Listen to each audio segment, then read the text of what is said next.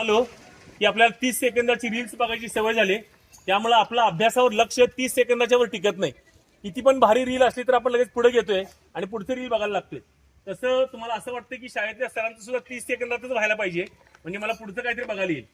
मग असं अभ्यासातलं कॉन्सन्ट्रेशन, एकाग्रता आपली नष्ट होत चालली आहे.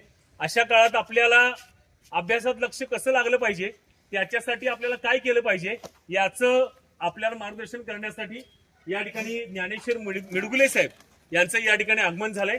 आम्ही त्यांना विनंती करतोय की आता अधिकचा मी वेळ न दवडता आपण विषयाला या ठिकाणी सुरुवात करूया. पाटील सर, तुम्ही इंट्रोडक्शन द्या. उजळू दे आकाश तारे, गंधाळल्या पहाटेचे वाहू दे आनंद वारे. जागा यावी सृष्टीला की होऊ दे माणूस जागा. मार्ग सारे स्वच्छ व्हावे, हट्ट व्हावा प्रेम धागा. मार्ग सारे स्वच्छ व्हावे आणि मने ही साफ व्हावी. ही सायंकाळ रोज यावी, माणसाचा देव व्हावा, माणसाचा देव व्हावा. कुमार विद्यालयाचे सर्व गुरुदेव आणि तुम्हा बालमित्रांना, बालमूर्तींना ज्ञानेश्वर मिडगुलेचा मनापासून मनपूर्वक नमस्कार.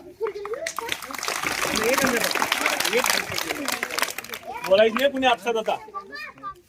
मुलांनो, आजकाल बघा, जो माणूस पायानं चालतो तो ठराविक अंतर गाठतो. तुम्ही कशाने चालता?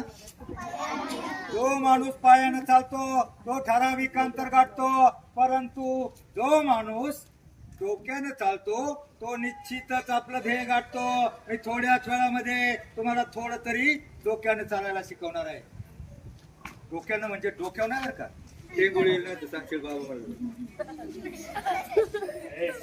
डोक्यानं म्हणजे नीट सरळ अभ्यासामध्ये डोकं वापरूनच जीवनामध्ये तुमच्यातला प्रत्येक जण चांगला, मोठा आणि यशस्वी माणूस होऊ शकतो. हा विश्वास देण्यासाठी संत निळोबाराय पिंटीतर्फे मी तुमच्या समोर उभा आहे.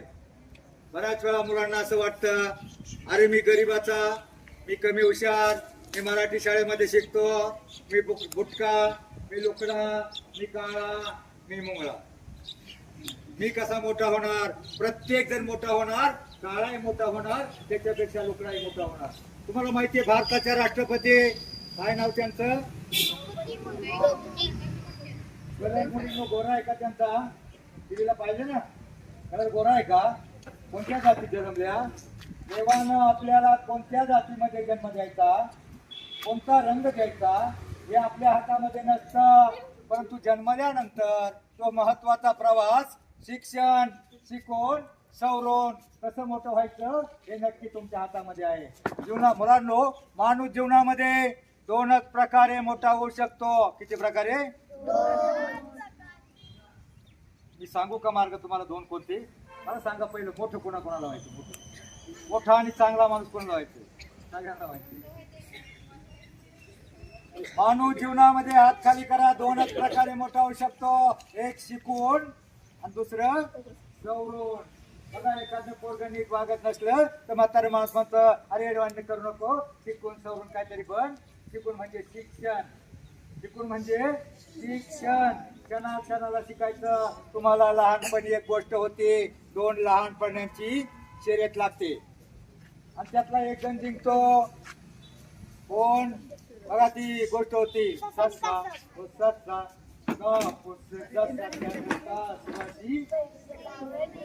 बिगी बिगी धावू, डोंगरावर जाऊ, शर्यत हे आपोली होती ना.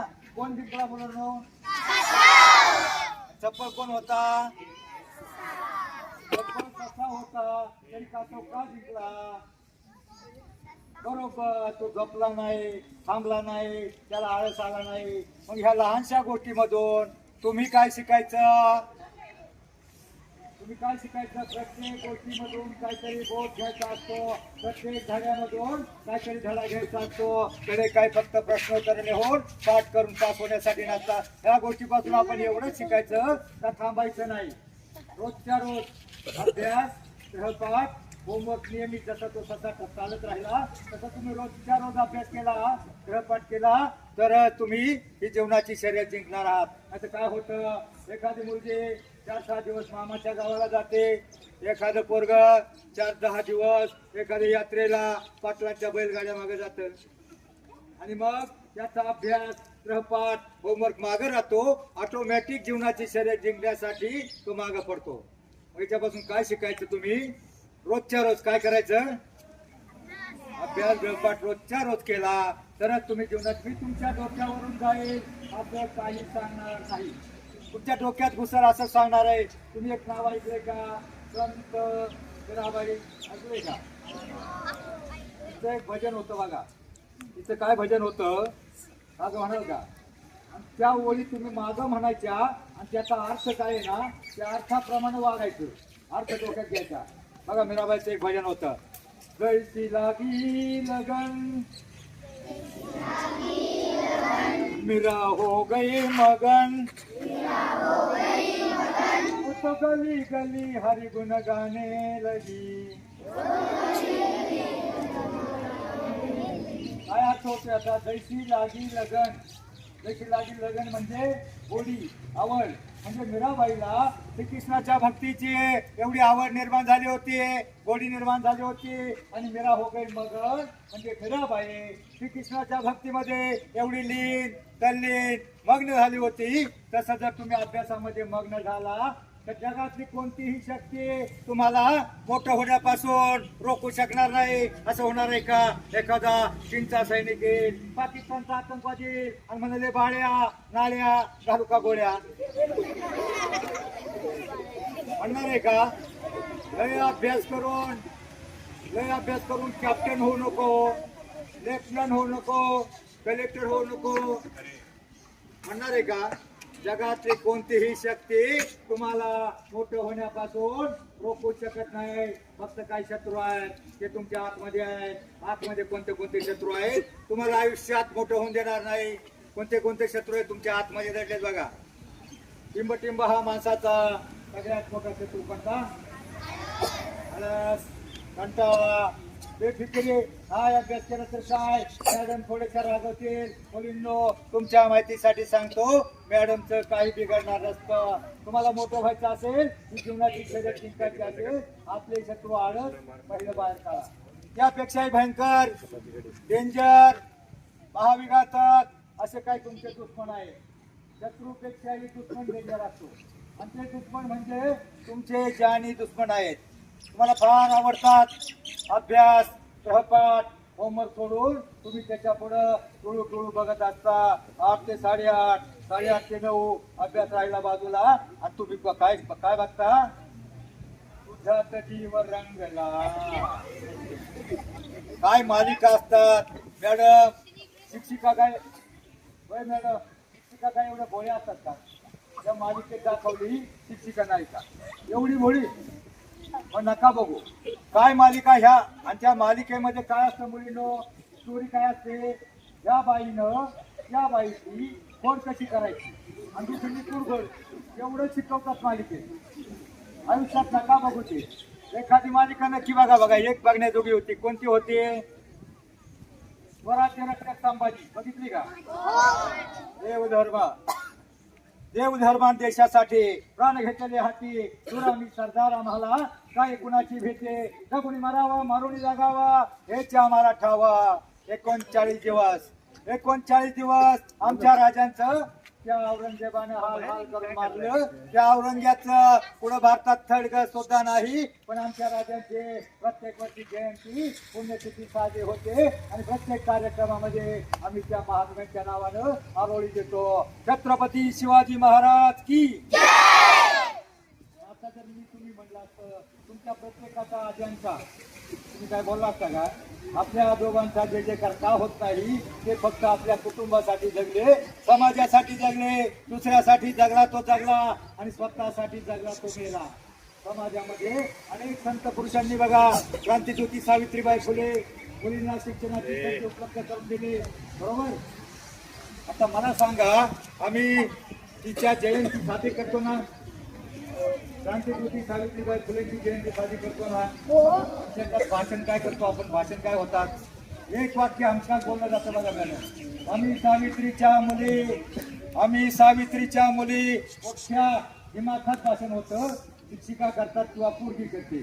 आता मला सांगा मुलींनो, याच्यातल्या कुणाचं नाव सावित्री आहे का? कुणाचा आहे हातवर करा. एकच सावित्री. धन्यवाद. कारण जर सावित्री आणि जिजाऊ जन्मल्या नाही सर तर शिवराय कुठून होणार, ज्योतिबा कुठून होणार. मग आपण जे बोलतो त्याप्रमाणे करत नाही. बघा तुमच्यातला सगळ्यात तुम्ही सगळे लहान लहान आहात बरं का. बस तुम्ही सगळे लहान आहात ना. आता याला तर काय कळत नाही, ते माती खेळतो. हात बांधा, हात बांधा, माती नको. हात बांधा. मला सांगा तुमच्यापेक्षाही लय सगळ्यामध्ये लहान एक प्राणी असतो. कोणता प्राणी असतो?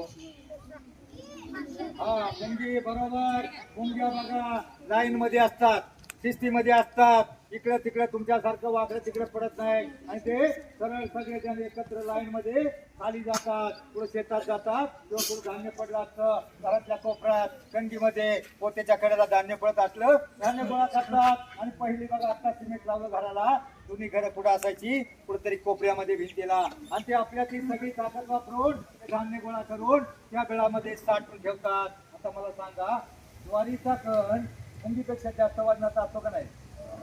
आपल्यापेक्षा डबल वजनाचा ज्वारीचा बाजरीचा कण घेऊन त्या वर चढत असताना त्या वजनानं त्या भारानं खाली कोसळतात. खाली कोसळतात, परत खाली येतात, परत तो कण घेतात आणि आपल्यातली सगळी ताकद वापरून तो कण आपल्या घरामध्ये नेऊन ठेवतात. सगळा साठा करून ठेवतात. आपल्याला वर्षभर पुरल, आयुष्यभर पुरल एवढा साठा मुंग्या करून ठेवतात. आता मला सांगा मुलींनो, मुंग्या आपल्या वेळामध्ये धान्याचा साठा का करून ठेवतात? खाण्यासाठी आहे ते वेगळं. का करून ठेवतात एक कारण आहे दुसरं. मुंग्या आपल्या वेळामध्ये धान्याचा साठा, आपलं बघा धान्य संपलं आपण कधीही दुकानामध्ये जाऊ शकतो.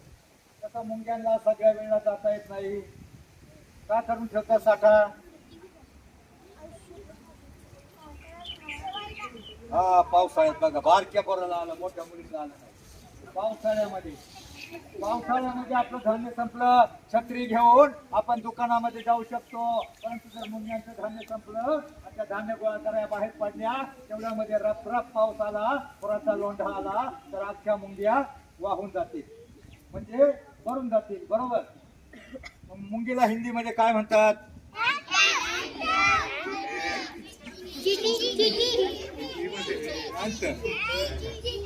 चिट्टी. चिट्टी. बरोबर. काय झालंय त्या इंग्लिश मिडियमची अशी सरपिसळ झाली. कारण इंग्लिश मिडियमला काय आहे बघा, इंग्लिश मिडियमचा काय घोटाळा आहे. इंग्लिश मिडियमचा ए फॉर एंट, ए फॉर एंटनी सुरुवात होते आणि झेड फॉर जॅबरा, म्हणजे अक्षर तसं मराठी मीडियम मध्ये ओ फॉर आईने सुरुवात होते आणि ए फॉर ज्ञानदेव, म्हणजे ते सगळं चांगलं असतं हे तिच्या डोक्यात बसत नाही. आणि आपली माणसं काय करतात, मग सरपंचांनी पोरगा इंग्लिश मिडियमला घातलं तर सदस्याला वाटतं अरे मी काय कमी बापत आहे. अशा प्रकारे आमच्या मराठी मीडियमची पोरं त्यांना काही कळत नसतं. त्या पोरांना त म्हणतात थ कळत नसतं, फक्त पाठांतर घेतात, कविता शिकवतात. ज्वानी ज्वानी यस पप्पा. जर असं विचारला इटिंग शुगर, इटिंग शुगर म्हणजे काय त्याला जर विचारलं ना ते म्हणतं नो पप्पा. म्हणजे तिथं सगळं पाठांतर करून घेतलं जातं, अर्थ कळत नाही. म्हणून इंग्लिश मिडियमपेक्षा मराठी मिडियमचा विद्यार्थी कधी मोठा होऊ शकतो, पण कधी माती खेळला नाही तर.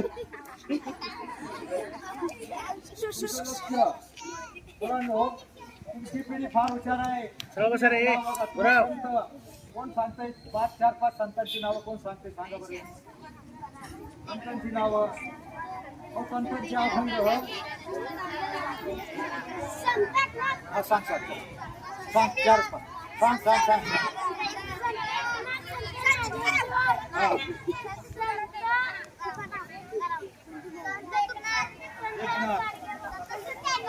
गाडगे बाबा. बरोबर. संत गाडगे बाबा ते गावोगाव स्वच्छता करायचे. संत तुकडोजी महाराज त्यांनी आपलं बघा एक सांगितलं बघा आता की आपण एक संतांचं दोन वैभाग म्हणायच्या आणि नंतर डीजेचं गाणं, ऑर्केस्ट्राचं गाणं, सिनेमाचं गाणं एकच वर्षी येतं, दुसऱ्या वर्षी टिकत नाही. तरी तुम्ही सगळेजण त्याच्या पुढे नाचता.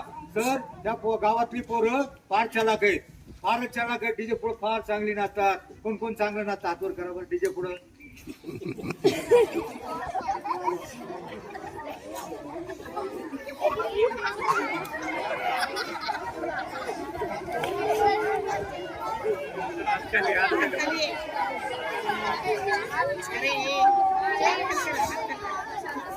हात खाली करा हात.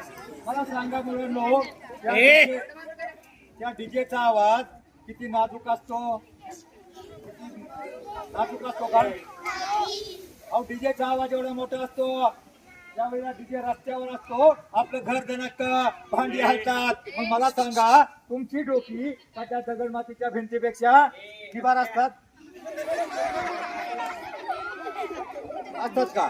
अहो हसू नका, हसण्यासाठी सांगितलं. एक मिनिट फक्त. माझ्या एका मित्राचा मुलगा त्याला स्कॉलरशिपला 7वीला पुणे जिल्ह्यामध्ये पहिला आला होता. मुलांनो डीजे पुढे कोण कोण नाचते त्याने ऐका. स्कॉलरशिपला पहिला आला होता. 8वीला कोणत्या हायस्कूलमध्ये प्रवेश घ्यायचा त्याचा बाप त्याला घेऊन निघाला. पण अचानक त्याला 3-4 वर्ष एक वाईट नाद होता. तो सारखा डीजे पुढे जाऊन नाचायचा, इतका नाचायचा डीजे गावात आला हात पुसायचा आणि तिकडे जाऊन तो मुंगळ्या सारख्या नाचायचा. इतका नाचायचा तर काय झालं, 3-4 वर्ष डीजे पुढे नाचल्यामुळं त्याचा बाप घेऊन निघाला. परंतु त्याला चक्कर आली. चक्कर आल्यावर तो दरवाज्यात पडला, डोक्यातून रक्त निघालं, चेंगूळ आलं, डॉक्टरकडे नेलं. सध्या इनामदार हॉस्पिटलमध्ये सत्य घटना सांगतो बरं का सर. आज त्या मुलाच्या बापाचा नंबर देतो तुम्हाला. हॉस्पिटलमध्ये नेलं, तिथं गेलं, फोटोग्राफी, स्कॅनिंग, MRI सगळ्या चाचण्या झाल्या. डॉक्टरने सांगितलं त्याच्या डोक्याच्या मागच्या बाजूला मेंदूला गाठी आल्या. गाठी कशाने आल्यात तर डीजेच्या मोठ्या आवाजानं पोरं डोकं लावून डीजेल लागतात आणि गाठी आल्यात. त्या गाठी 8-10 दिवसामध्ये काढल्या नाही तर मुलगा दगावेल. दगावेल म्हणजे मरेल, मुलगा मरेल. आणि ऑपरेशनचा खर्च सांगितला फक्त 15 लाख रुपये. डीजे पुढे नाचणार नाही का? आता 15 लाख पुण्यात नाचतात. एक खुशाल मुलगा काय करायचं, ऐन वेळेला कोणाकडे पैसे. तो एक कामगाराचा मुलगा होता, शिक्षकाकडे, शेतकऱ्याकडे, कोणाकडे 15 लाख नसतात. ऐन वेळेला पोरग जगवायला पाहिजे. एक खुशाल पोरग पाप सायरा बाहेर झाला, पागल झाला. शेवटी गावाकडे थोडी जमीन होती, 50-60 लाखाची जमीन 20 लाखाला विकली. डिपॉझिट भरलं. आणि तुम्हाला जमीन आहे का? जमीन आहे का मुलांनो? डीजे पुढे नाचणार आहेत का? हा मग काय अडचण येणार.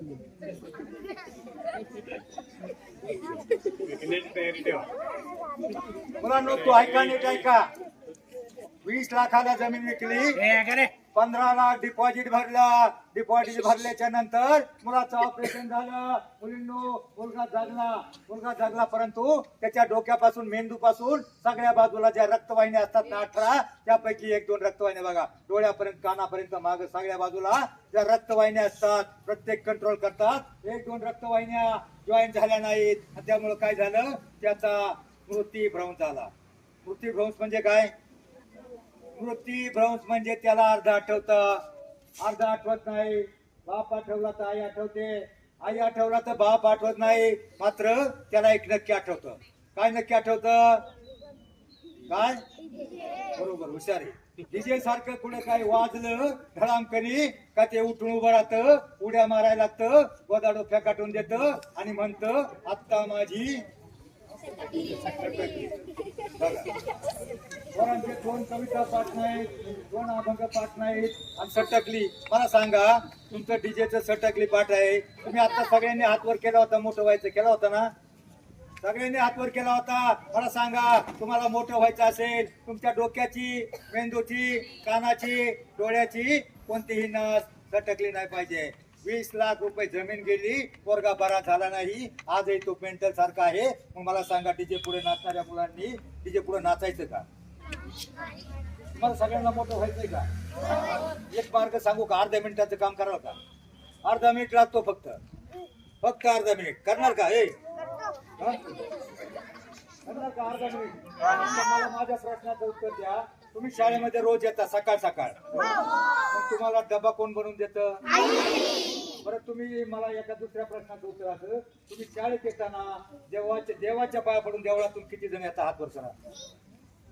देवळातून लय जण येतात. हात आत घ्यायचं, हात खाली करा, हात खाली. बरं आता दुसरं बरं का, नीट बघा, नीट ऐका प्रश्न माझा.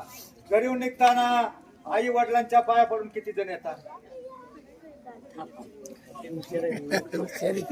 आई वडिलांच्या पाया किती जण? अर्धे नाही. ठीक आहे, खाली हात करा, खाली हात करा. तुम्हाला खरोखर मोठं व्हायचंय का सगळ्यांना? खरोखर व्हायचंय ना? सांगा, आई वडिलांच्या पाया पडायला किती मिनिटं लागतात? अर्धा मिनिट बघा, अर्धा मिनिट सुद्धा नाही लागत.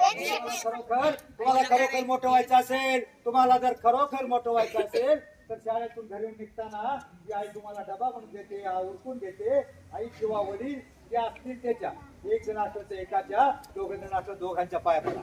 दोघांच्या पाया पडा आणि पूजापासून सुरुवात करा. आणि तुम्ही 8 दिवसानंतर बघा, 8 दिवसामध्ये इफेक्ट बघा. तुमचे आई वडील म्हणतील, अरे आमची सोनी किती गुणाची झाली, आमचा मोन्या लय शहाणा झालाय, रोज आमच्या पाया पडतो. आणि मग बघा 8 दिवसानंतर तुमच्यातल्या कुणाचा आई वडील दारू पित असेल, कुणाचा काम धंदा करत नसेल, तर तो म्हणाल आमचं पोरग किती शहाणं झालंय, पोरगी किती गुणी आहे माझी, तुमच्यासाठी काबाड कष्ट करतील, हाडाची काळं करतील, रक्ताचं पाणी करतील, परंतु तुम्हाला शिकवण्यासाठी पैसा उपलब्ध करते. आता मला सांगा, कोण कोण पाया पडणार सकाळी उद्या आई वडिलांच्या?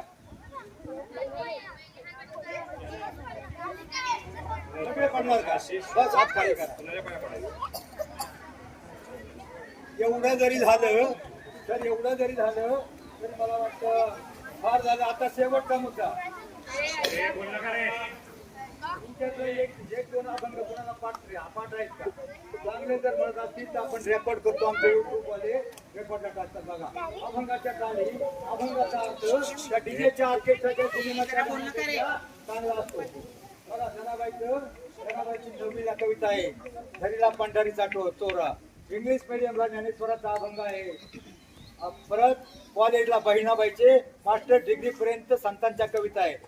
कवितेच्या चाली, अभंगाच्या चाली चांगल्या असतात, तर माझं म्हणा. बघा, जनाबाईची एक गवळण आहे, गवळण, भारूड, पदे, दोहे, ओव्या, श्लोक याच्या चाली चांगल्या असतात. बघा, जनाबाईची एक गवळण आहे, म्हणाल का? लहान लहान लहान मुले घेऊन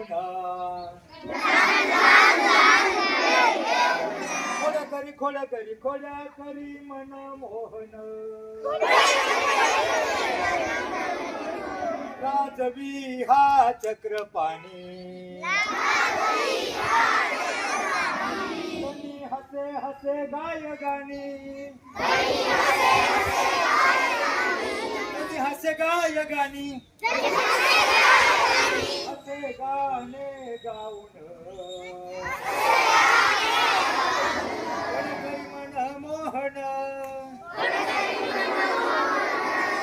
बघा, मुलींना गुढी कसं चाले का? नाही गुढी काही चाले का? त्या किती सांगते मुंगळा बघा. दुसरा राजा पंढरीचा,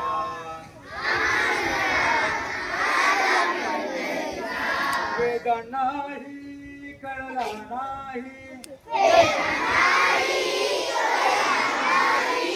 पार जाचा. तुम्हाला कसली चाल पाहिजे सांगू का? डीजे तुम्ही संत सावता मार बघा, टाइम नाही झाला ना, 5 मिनिट. सावता मार एक बाबा नाही बघा. छुन्नुक छुन्नुक टाळ वाजवी, आता मधलं पाणी, कान पाखरा संग गातो, विठ्ठला गाणी, विठ्ठला माची शाळा भरली, विठ्ठल विठ्ठल जय हरी विठ्ठल. तुम्हाला एक शास्त्रीय कारण सांगतो, विठ्ठल विठ्ठल असं जोराने जर आपण म्हणलं ना, आपलं बघा. आणि दुसरं, जोराने टाळ्या वाजवल्यावर काय होतं याचं कारण तुम्हाला नंतर सांगतो. कारण बघा, अलीकडे बघा, कुणाला अटॅक येतो, तुमची बीपी वाढते, शुगर वाढते, कशामुळं? व्यायाम नाही. आणि रक्तदाबच्यामुळे होतं 30 वर्षाच्या माणसाला जो अटॅक येतो ना त्याची रक्त एक बंद होते. तर बघा त्याला मोठ्याने म्हणायचं आणि मोठ्या टाळ्या वाजवायच्या. विठ्ठल विठ्ठल जय हरी विठ्ठल, विठ्ठल जय हरी विठ्ठल, विठ्ठल विठ्ठल जय हरी विठ्ठल. अरे बाळा तुला हात नाही का? विठ्ठल विठ्ठल विठ्ठल हरी ओम विठ्ठल, विठ्ठल विठ्ठल विठ्ठल हरी ओम विठ्ठल,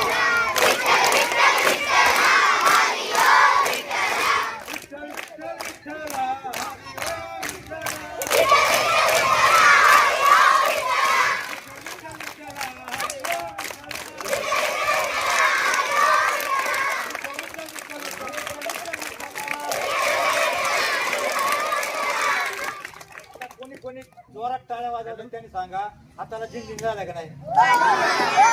आणि विठ्ठल बघा, विठ्ठल विठ्ठल विठ्ठल जोरावर म्हटलं ना आपल्या पोटामध्ये अंतरंगामध्ये कंपन निर्माण होतात. आणि काय खरोखर हाताला झिंजिण्या झाल्या आणि पोटामध्ये कंपन निर्माण झाली. डोक्याच्या केसापासून पायाच्या नखापर्यंत सगळ्या रक्तवाहिन्या प्रवाहित होतात. आणि 2 दिवसातून फक्त 5 मिनिटं विठ्ठल विठ्ठल म्हणे शाळा वाजवेल तरी 5 मिनिटं काम करेल, इतर 5 मिनिटं शाळेची सफाई करेल. त्याला आयुष्यामध्ये बीपी, शुगर, रक्तदाब, मधुमेह, कोलेस्ट्रॉल, चरबी, कॅन्सर, अटॅक येणारच नाही. अटॅक आला वाचवा तर लाखो रुपये खर्च होतात. म्हणून आतापासून व्यायामाची सवय ठेवा. त्या पिटी उशासारखं पळायला शिका. कमी मार्क असलं म्हणून घाबरायचं नाही. 10वी नापास असलेला सचिन तेंडुलकर, पिटी उषा आज करोडपती बनले फक्त खेळामुळं. घाबरायचं नाही. बस मुलांनो मला वाटतं वेळ झालेला आहे. झाले ना? आयुष्यामध्ये शिका इतका डिग्र्या कमी पडतील, जगा इतकं आयुष्य कमी पडेल, हसा इतकं आनंद कमी पडेल, दौडा असेल कमनशिबाचा फासा निघून पडेल. परंतु मुलांनो अभ्यास इतका करा, प्रयत्न इतका करा त्या विठ्ठलाला, पांडुरंगाला, त्या देवांना तुम्हाला देणं भागत पडेल. जय हिंद, जय महाराष्ट्र. कसं वागायचं ते डीजे पासून ते आई वडिलांना सकाळी उठून नमस्कार करण्यापर्यंत सगळं आज ज्ञानेश्वर माऊली, मी मगाशी माऊली सुरू करा असं का म्हणालो तर त्यांचं नावच ज्ञानेश्वर आहे. आणि आज मला वाटते वय वर्ष किती? 72. हा म्हणजे 72 म्हणजे आता सध्या आयुष्यमान जे माणसाचं आहे ते किती आहे? सरासरी आपल्या महाराष्ट्राचं किंवा भारताचं 70 वर्ष आयुर्मान आहे.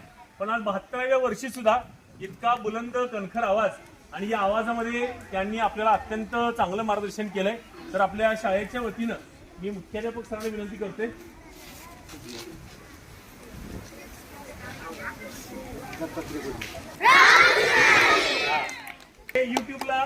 युट्यूबच्या लिंकवर जे टाकतायत आणि त्याचं सगळं चित्रण करणारे आमचे दत्तात्रय महाराज यांचं सुद्धा आभार. रामकृष्ण हरी. ठिकाणी 10-15 मिनिटापूर्वी आपल्याला न्यूज स्कूलचे मुख्याध्यापक मोहिते सर यांचा फोन आला आणि सर म्हणाले 10-15 मिनिटाचं एक व्याख्यान तुम्हाला अरेंजमेंट करायची आहे आणि तुमची मुलं ऐकतील काय, तुम्हाला वेळ आहे काय? तर मी त्यांना सांगितलं की सर पाठवून द्या, कारण आमची बसची टायमिंग आहे आणि बसच्या टायमिंगमध्ये आम्हाला मुलांना सोडायला लागतंय. आणि खरोखरच ज्ञानेश्वर महाराज हे आमची मुलं बसायच्या अगोदर सर इथं आले दिने स्कूलमधनं आणि त्याने अतिशय मोलाचं असं तुम्हाला मार्गदर्शन केलं. कारण लहानपणापासून जर तुमच्या मनावर संस्कार बिंबले तर ते संस्कार आपल्याला जन्मभर टिकतात.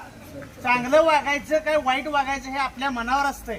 आपण कसं वागावं, चांगलं वागलं तर त्याचं फळ चांगलं मिळणार आहे आणि वाईट वागलं तर त्याचं फळ हे सुद्धा आपल्याला वाईटच मिळणार आहे. म्हणून आपल्यापेक्षा ज्ञानी माणसं जे असतात, ज्या पावसाळे त्यांनी जादा बघितलेले असतात, अशी माणसं आपल्याला ज्यावेळेला मार्गदर्शन करत असतात त्यावेळेला त्याचा आपण लाभ घेतला पाहिजे.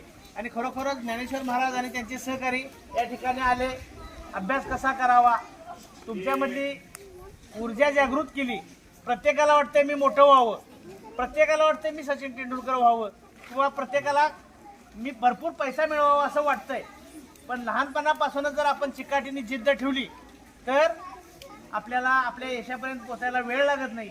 आणि अतिशय साध्या सोप्या भाषेमध्ये त्याने आपल्याला मोलाचं असं मार्गदर्शन केलं, त्याबद्दल मी आमच्या कुमार आणि कन्या शाळेमार्फत त्यांचं खूप खूप असं आभार मानतो आणि त्यांना धन्यवाद देतो.